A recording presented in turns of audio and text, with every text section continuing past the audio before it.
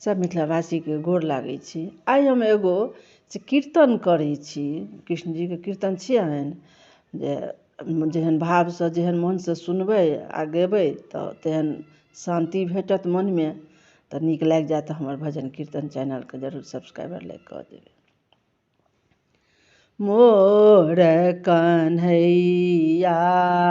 आबेला सखी हे,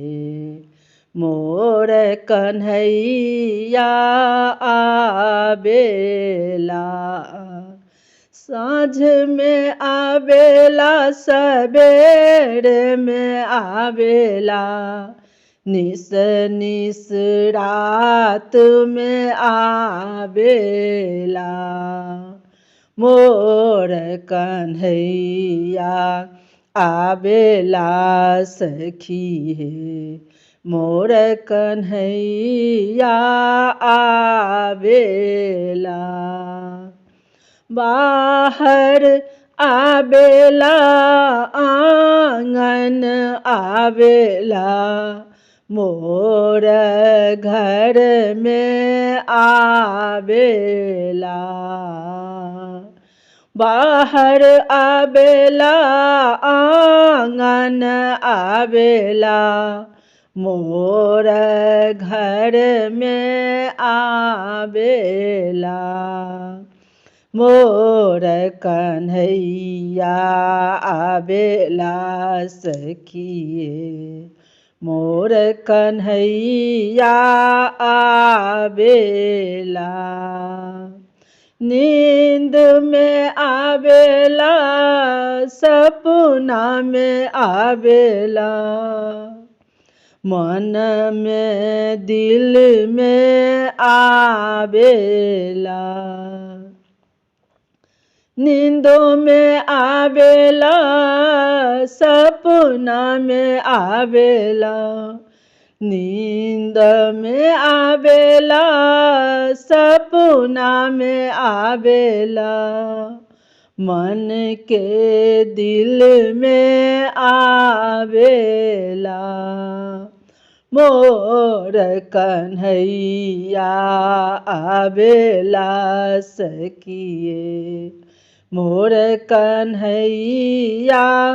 आबेला, गंगा में आबेला जमुना में आबेला, गंगा में आबेला जमुना में आबेला,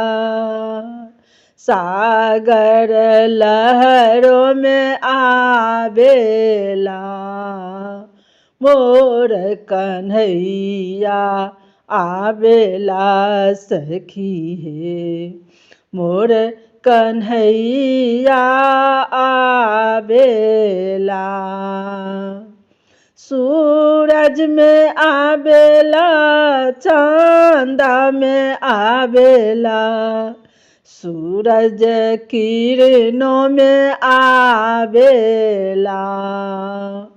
मोर कन्हैया आबेला सखिए, मोर कन्हैया आबेला, फूलों में आबेला पत्तियों में आबेला, फूल सुगंध में आबेला, मोर कन्हैया आबेला सखी हे, मोर कन्हैया आबेला, साँझ में आबेला सबेरे में आबेला,